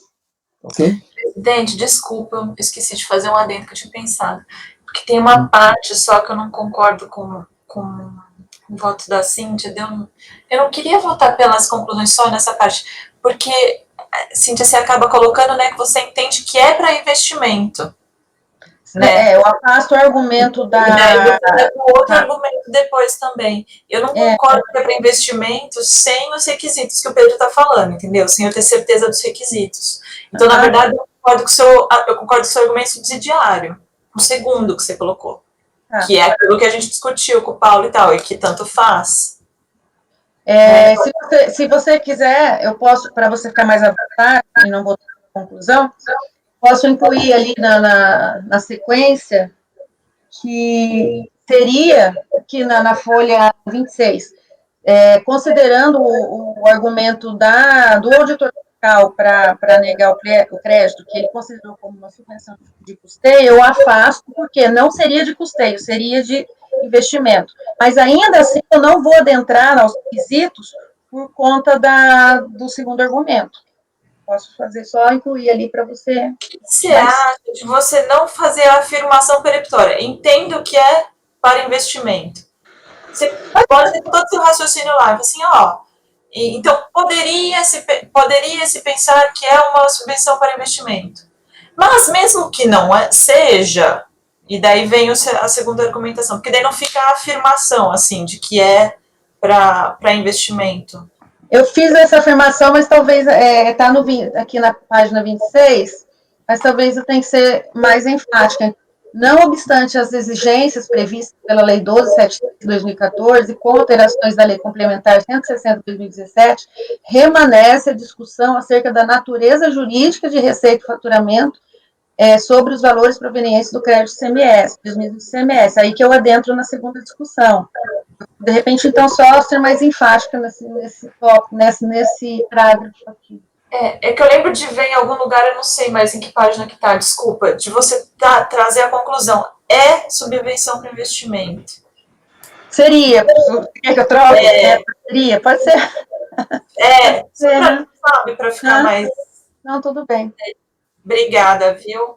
Não, imagina, é porque, na verdade, não altera Não, não altera, não altera. É só porque é uma afirmação forte, né? Assim, porque são vários requisitos, enfim, né? Pode ter implicação para outras coisas. Uhum.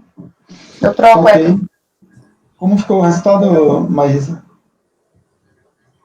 Estou redigindo aqui, presidente, mas vamos lá. Acordo os membros do colegiado em dar parcial provimento ao recurso voluntário da seguinte forma: por unanimidade de votos, para reverter as glosas quanto ao frete de transferência de matéria-prima.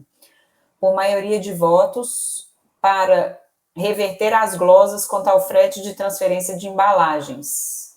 Vencidos os conselheiros Pedro, Renan e Paulo neste item.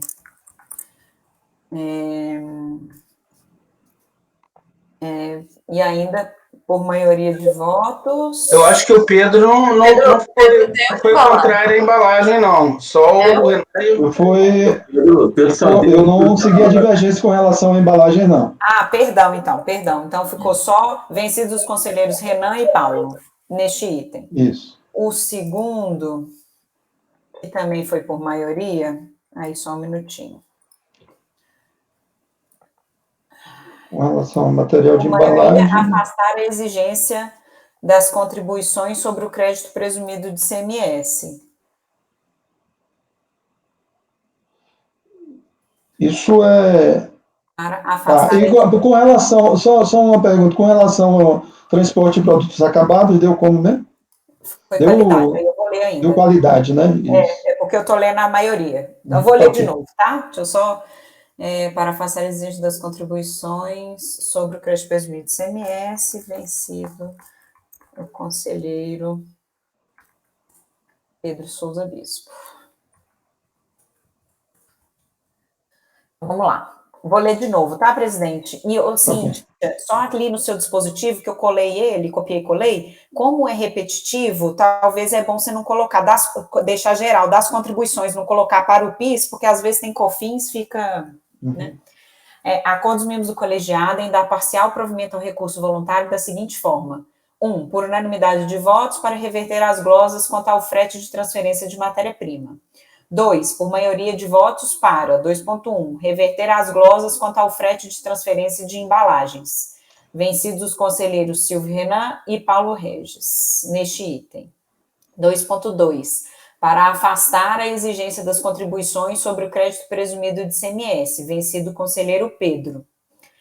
Pelo voto de qualidade, para manter as glosas quanto ao frete de transferência de produtos acabados, vencidas as conselheiras Cíntia, Maísa, Renata e Thaís. Designe.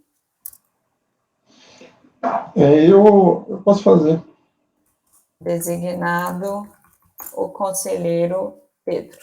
Então, pronto. Ok? Esse resultado, como fica, Cíntia? Nos outros processos se aplica? Para o 133. Está sem ouvir. Está sem o áudio. Tá. O outro processo, a minha decisão é igual se for, eu considero, o que aconteceu? O auditor fiscal afastou, mas ao invés de tratar como crédito presumido, ele tratou como cessão de ICMS para terceiro, né? Só que ele só fez isso, é um parágrafo que, inclusive, eu transcrevi aqui no meu voto, na resolução, ele mencionou isso exatamente da mesma forma como ele mencionou no outro, é um parágrafo do 121. A 121, com relação ao 133, se aplica ele é o paradigma, né? Então, vai se aplicar aos demais, tá ok. Aos demais, é um paradigma. E o 121, a minha decisão, o que eu estou falando? É a mesma com relação aos materiais. Vou fazer um questionamento. Vocês querem deixar para depois do almoço discutir esse processo? Porque pode dar problema, discussão, né? Então, no retorno do almoço, a gente volta a discutir ele. A gente começa por ele. Como? O que a gente julgou, então, foi o 133, que se aplica... com o paradigma do 134 até o 156. Isso. Tá? É só porque aí agora eu vou reproduzir aqui o mesmo. Tá, então vamos suspender o julgamento agora e à tarde a gente continua, começa com esse da Yara aí, ao 121. Tudo bem. O apoio, suspenda a gravação, por favor, Val.